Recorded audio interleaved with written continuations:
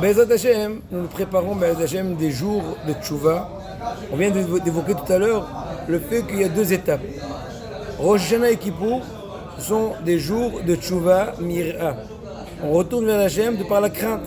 Et heureusement pour nous que au moins une fois par an, et c'est dommage, pas un peu plus, plus fréquemment, on se remet en question.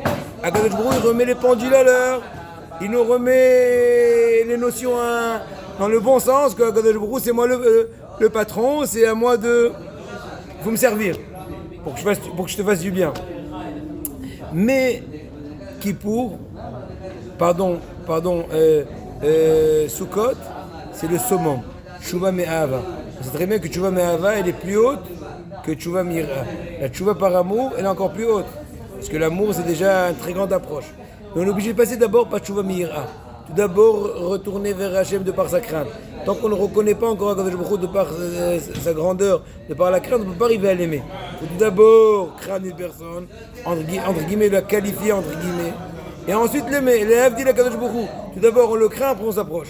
On a déjà dit tout à l'heure un remède extraordinaire au nom du Harizal que Sukkot, c'est Tchouva Me'ahava, et c'est aussi comme le bras. Le bras, c'est comme deux parois de la Soukha.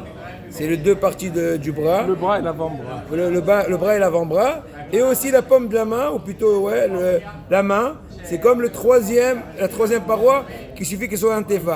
C'est comme Akadosh Baruch Hu qui est en train de nous enlacer. C'est Tchouva Me'ahava. Et c'est en fait le but de notre travail, d'arriver à ce summum-là. Ça va en étapes. Pour pouvoir arriver en fait au degré extraordinaire que même les zdonotes, même les fautes qui ont été commises par conscience, par Bémézid, ils sont transformés comme srouyot, comme des mérites. Pourquoi ? Parce que si on pousse l'idée, en fait c'est une idée qui est un peu... Il faut être vigilant quand on l'énonce, mais l'idée est la suivante. C'est sûr, heureux celui qui a jamais fauté. Mais à posteriori, une personne qui a fauté et qui quand même a eu le mérite de retourner vers Hachem, il savait rétroactivement que la faute a été le meilleur billet vis-à-vis de lui de se rapprocher d'Hachem. Après qu'il est tellement tombé si bas, il a tellement senti comment c'est amer d'être loin d'Hachem, c'est la meilleure raison de le rapprocher encore plus fort que jamais. Donc c'est pour ça que Kadosh Baruch Hu renverse les averot en srouyot. Il retourne les fautes en mérite. C'est incroyable. Donc ça c'est la bonté de Kadosh Baruch Hu.